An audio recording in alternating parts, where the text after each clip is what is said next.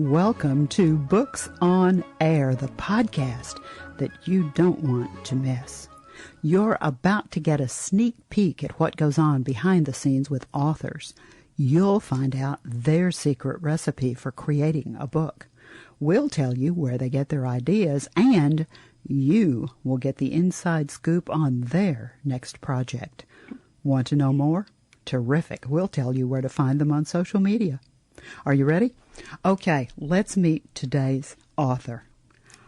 I have to tell you, joining me today is an amazing woman.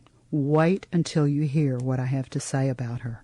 Her name is Carol Lynn Luck, and she's here to talk about her latest historical fiction novel, Magnolia'S Don't Bloom in September. Now, Carol has both a Bachelor of Science degree in microbiology and a Ph.D. in cell biology and biochemistry from Purdue University. She also has a Master's of Arts degree in science education from Cornell. According to her, she's had 9 lives, and what that means is that she's had 9 careers, including, are you ready for this, a cancer researcher, a vice president of biotechnology, a clinical microbiologist, a university professor, a middle school math and science teacher, as well as a television talk show host, and I could go on. As a writer, Carol's historical fiction opens doors to cultural dilemmas. The reader experiences not only different places and times, but through the eyes of the characters.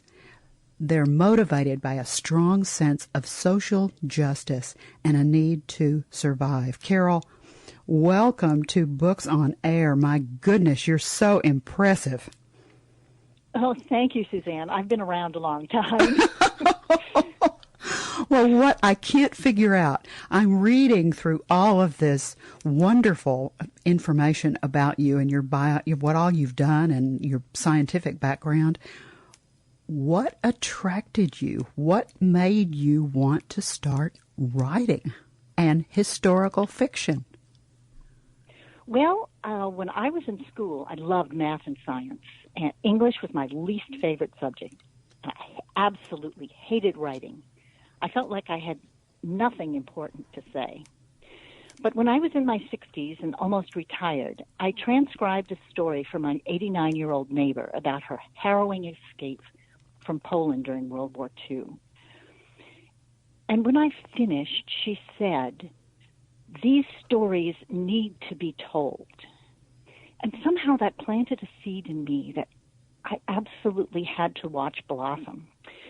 So I incorporated her story into a book with 3 other stories that I had heard over kitchen tables, my grandmother's, my mother-in-law's, and a very dear friend. And that's how my first book came about, called Heroines, the Kitchen Table. But it was so easy to write because I knew the stories and I just put myself in the situation. And I suddenly discovered I absolutely love writing. So that's how it all started. You've just described something that I don't know if you've heard this term or not. You've just described a back porch storyteller. And what you have done is something that goes back for absolutely centuries and centuries and centuries. The difference is, instead of this being oral, you've taken those stories that were so valuable and you've put them together. We have to, I think, define historical fiction for the listeners. You do research. There are some things, as you just said, this was her story about her escape, and so that was a true story. But when you write a book, often just a story is not enough. You have to give it context, and you have to add characters and action here and there, and that becomes the fiction part. So historical fiction, in my mind, is part true and part literary license on the part of the author. Is that how you think about it? Oh, yes, definitely. And actually, before I even start writing something, I immerse myself in other books on the topic. I even read The Rise and Fall of the Third Reich, and I spent many hours in the library of the Holocaust Center at Clark University here, just reading all sorts of things and doing all kinds of research. And then, some of the more popular things like Schindler's List and some of these other things too. And it's just something that I have to really immerse myself in it so that I can describe the scenes and make the people really fit the times. That's one of the things that I really like that you did at the beginning of your book, the one we're going to talk about, Magnolia'S Don't Bloom in September. You take at the very beginning the introduction. Now, the thing that always makes me a little nervous about readers is they'll go, oh, I'm not going to read the introduction, and they'll skip it. In your case, I think that's so important because one of the things that you did in the introduction that I really thought was necessary for a reader to understand is that your story is set in the 70s. Now, that doesn't sound like so far away. I mean, it's not like it's the 1800s or something, but our society in the 1970s was in a very different place. And you're talking about Mississippi in the 1970s. The schools are just going through integration. And some of the things that we talk about in our society today that mean this today, back in the 70s, they totally meant something else. Tell me a little bit about that introduction and what all you said. I thought that was important. Well, basically, that what happens is we immerse ourselves in our own experiences, our own place and time. And frequently, I've lived in 10 different states, and most people haven't. And so frequently, people assume that the whole rest of the country and the whole rest of the world is just like what they've experienced. And if we're ever going to understand each other and come to a real sense of unity in this country, we have to open our eyes and look all around us and take off the blinders and try to understand what experience these other people have had that make them the way they are, make them talk the way they do, think the way they do, and have the kinds of attitudes that they do. And when I actually went to Mississippi from cushy college town in upstate New York, the culture shock was just, an absolute smack, like doing a belly flop in a pond. Mm-hmm. And I think that so many people don't really experience this. And so I try to pull them into the stories and get them involved with the characters so that they understand the setting and the culture and just even a little bit to give them a glimmer of it, because I think it's really important. You've really touched a little nerve for me. I have to be careful. You and I have just enjoyed talking to each other so much. I'm going to start telling stories too, but you said moving from or coming from New York to Mississippi was like doing a belly flop in a pond. I had exactly the opposite experience. I'm in Texas. We moved from Dallas-Fort Worth, Texas to New Jersey. It was like a belly flop. And I worked in New York. I worked in the city. It was such an, oh, yes, I can hear you going, gasp. It was such an eye-opening experience for me.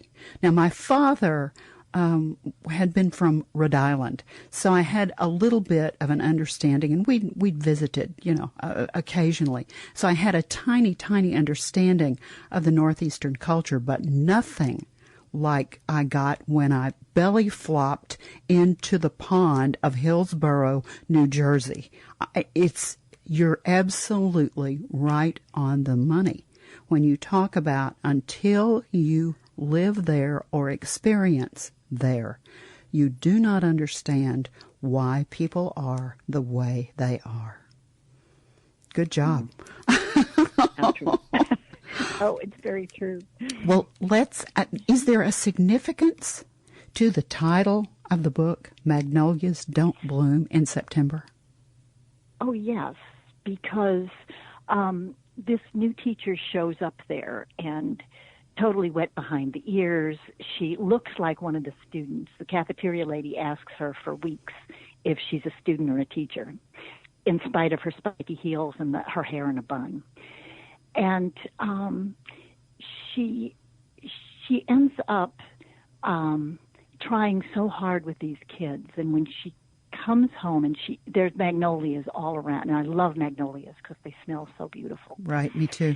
And so she initially, when I had written the book, I had her coming home from school and smelling the magnolias as sort of a sense of relief that she made it through her first day. And this friend of mine who read the early draft said, Carol, the only trouble is magnolias don't bloom in September. And I went, oh my gosh, how perfect.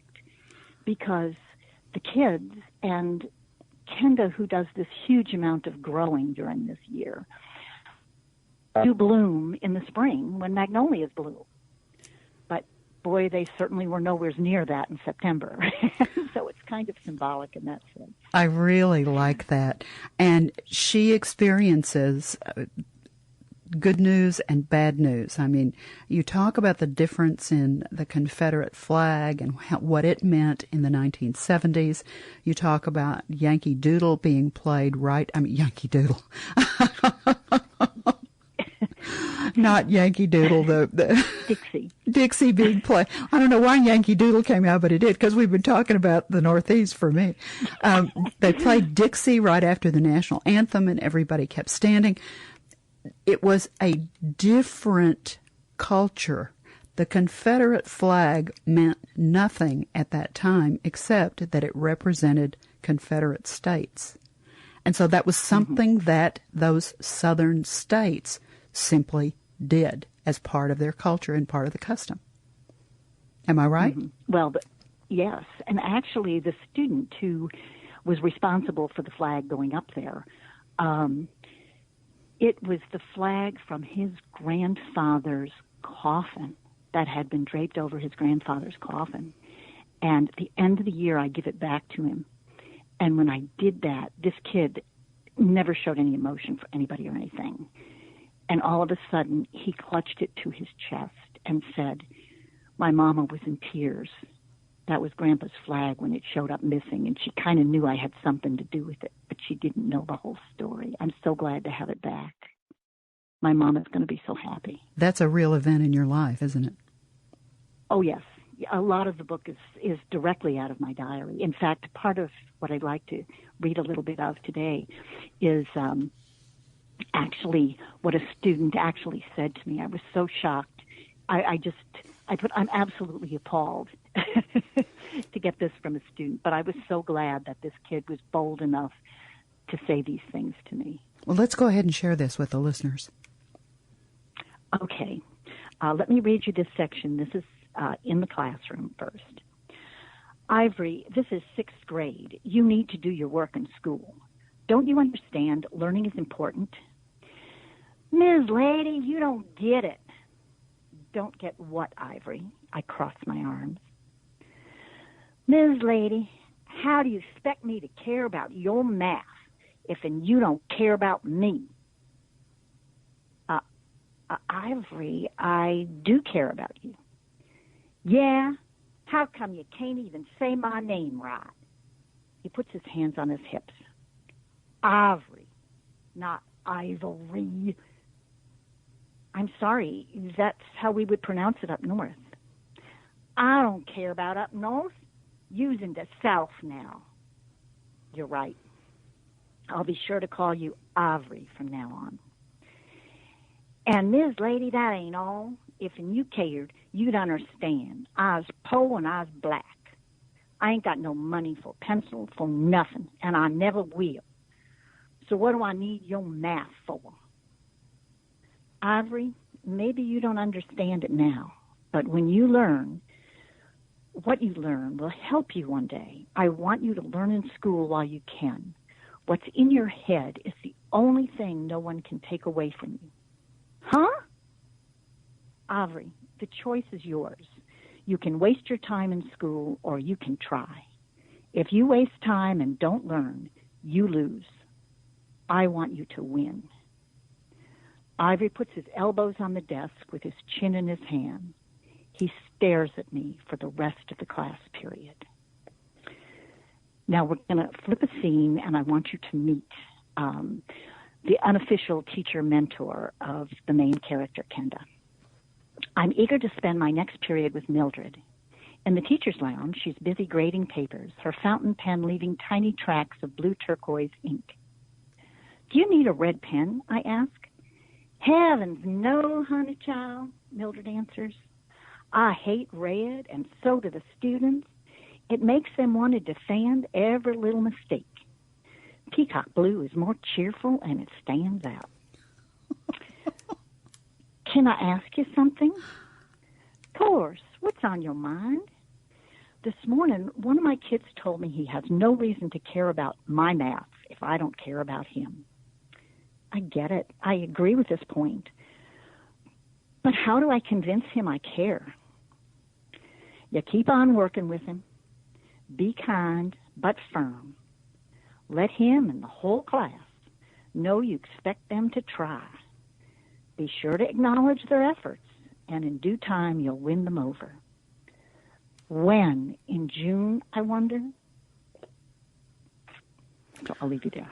Wow. You know, I'm a former teacher and a former English teacher, and you made this just flood right back into my head. I worked with basic students, and I will never forget when the principal said to me, okay, Suzanne, you're going to be teaching a basics class next year. I thought, what?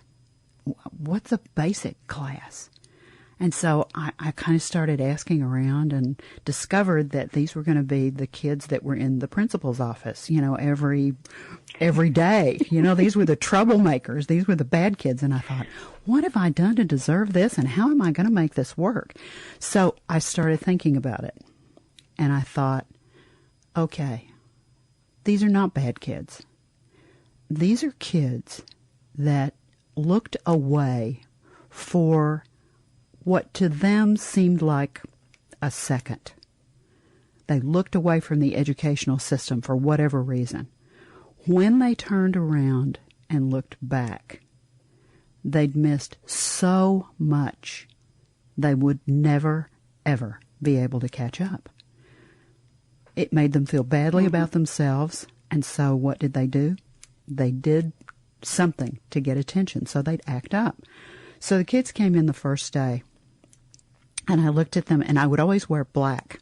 I would always wear solid black the first couple of weeks of school. I had to try to get my bluff in because I really loved these kids and I loved teaching, but I didn't want them to know that up front. So I'd wear black. Yes, I acted, and so I'd look at them that first day and I'd say, okay, here's the deal. I've heard about you and you've heard about me. I don't care about that. You walk in this classroom, everything that we've heard about each other stays outside that door. You are who you are for me in this classroom. You can make an A. You might not have even thought about that. You can make an A. Now, this classroom is run by Harris' third law. For every action, there's an equal and opposite reaction. So when you choose to do something, this is a true story. When you choose to do something in my classroom, remember that I have choices too. So what would happen is, I was teaching high school, so these are high school seniors. These are adult bodies with kid brains, especially the boys. I hope you're not offended, boys, but that's how it is. And so sometimes that cussing was a big deal, using bad language. I have ears like a bat. I can hear just really well. And so I would hear the bad language in the classroom. I would point to the kid And I would say, Freddie, I just heard you use bad language in my classroom. Remember, for every action, there's an equal and opposite reaction. You chose to use bad language. Here are my options. And then I'd list all the stuff, go to the principal's office, do this, do that. I never wanted to send them anywhere. I never wanted them to get licks. I never wanted any punishment to take place for my kids. All I wanted was for them to realize that their choice of behavior made me choose a behavior, and I had a choice too. And so what would happen is that pretty soon, after about the first 6 weeks or so, the kids, when somebody would do something, the kids in unison would say, for every action there's an equal and opposite reaction. Quit giving her a hard time. And so the kids started doing the discipline. And because of the way that I would work with them, it changed their mind about English, and they went from absolutely hating it, maybe not loving it, but tolerating it. And I just really, you told me I was Mildred. You are. It just... Yes, and in the second edition, I'm going to talk to you again. There's a new edition of this book come out. I would be happy to share this story with you because obviously it goes on and on and on, and I need to shut up because this is your interview. But see, that's the other thing that you do with this book. You made me what? Think. And that's exactly what this book does. It makes the reader think. And I think that's so valuable and so important. I know our listeners are going, okay, where can I find this book? Well, they can always find it at the big boy, Amazon. And all they have to do is just put Amazon in their search, go to the page, and in the search feature on the Amazon page, here's the specific title. And let me spell Carol's name for you. It's very easy. Magnolia'S Don't Bloom in September by Carol, Carol, Lynn, Lynn, Luck, Luck. Put that in the search feature, and actually all three of Carol's books will come up. But this one will be on the left-hand side, and it'll be the biggest. Now, in the upper right-hand corner, there's always a little cue that says, click here or look here. If you look inside, if you'll click on look inside, there's a wonderful, wonderful excerpt. Don't skip the introduction. Read the introduction that's right there, and that gives you context for what's to come later. Now, is there anywhere else that you want to talk about them being able to find the book, Carol? Well, if you would like an autographed copy, you can go to my website, which is www.carolynluck.com. It's all three words run together. Very simple. 2 L's, 2 N's, and no E's. I love it. carolynluck.com. Now, what else will they find? I know the book. All three books are there. What else is there? Oh, there's a lot of information there, and also I have started this other thing since COVID. You have to get creative with your life, and I decided that one of the reasons I love to read is because I love collecting hidden gems. They're like finding four-leaf clovers. When you're in a book and all of a sudden something hits you that's, oh my gosh, of course. And so I share my hidden gems in my bi-monthly newsletter. That's very short, but it's just a recent book, and there's a quote out of the book, and then a little bit of background on the book and the story. So it's kind of like a book review, but the quotes themselves are really cool. Oh, I love that. So if you'd like to do that, you can go to my website, and all you have to do is put in your name and email address. And I'll include you in sharing these hidden gems. I love that. That's a great idea. Your website's just full of stuff, and they'll see this list of all the different jobs that you've had. I mean, this is just amazing to me. I think the thing that surprises me the most is that you have this scientific background, and yet this whole creative side has just jumped out of you.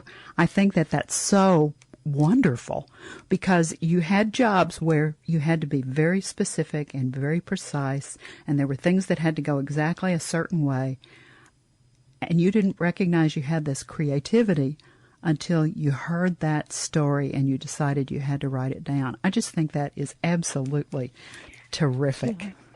Now, you're doing... I think a lot of it, too, is getting out of your comfort zone. And on my website, I also have links to my YouTube channel, which are links to a TV show that I'd been doing pre-COVID with our local access television program, and it's called Novel Ideas, where I would sit and chat with local authors, and some of them are amazing. One was a high school girl that just absolutely blew my mind. She's an amazing kid, and they're just really fun. And I also, one of the episodes is with Hank Phillippe Ryan, news reporter and intriguing personality as well, that writes incredible mysteries. So much fun, isn't it? Oh, yes, yes. Now, you also have a Facebook authors page, right?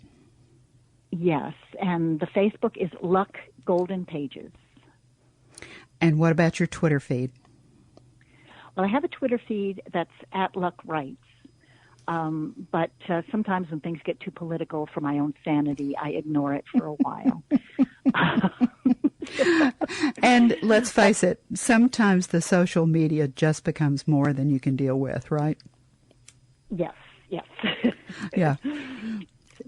I have one last question, and I ask this of every one of my authors because I always think it's important for the author to have the last word about their book, about their work. When the listeners, after they become readers and they pick up a copy of the book and they read it, and for the last time they finish the very last page and they either literally or metaphorically close the back cover, what do you want them to take away from Magnolia'S Don't Bloom in September? Well, let me let Kenda, the main character, answer this first. She would say, speaking the truth should be everyone's right and obligation, not just those in positions of power, but also the oppressed and those who witness injustices. That's really the main message of Kenda's growing up in this story, if you will.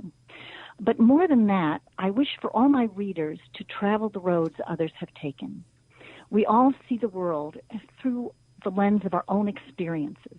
Today, more than ever, we seem to limit our vision. We must step out of our tunnels and into the lives and cultures of others. I hope my readers will gain understanding and compassion for those whose lives are very different than theirs, and in this way help to build a better world. Carol Lynn Luck, you are amazing. It has been an absolute joy and pleasure to have you as our guest today on Books on Air. Thank you so much for being with us. Oh, thank you, Suzanne. It's been wonderful and so enjoyed it. And I hope that your listeners enjoy this episode as well as so many of the others. They're really great. Oh, you're very kind. Thank you. But it's the author that makes the episode. I mean, really. It really is. It's the author and the author's work that do this. This is just, I'm just there to ask the question that the listener would like to ask if they were sitting here talking to you. But thank you for your kind words. That's very nice. Don't forget, listeners, you can find Carol Lynn Luck's book, Magnolia'S Don't Bloom in September, on Amazon. You've been listening to the Books on Air podcast, brought to you on webtalkradio.net. You can also hear this podcast on iTunes and iHeartRadio. I'm Suzanne Harris, and I do so hope you'll join our next Books on Air podcast. Remember, you never know who's going to be here. Thank you so much for listening.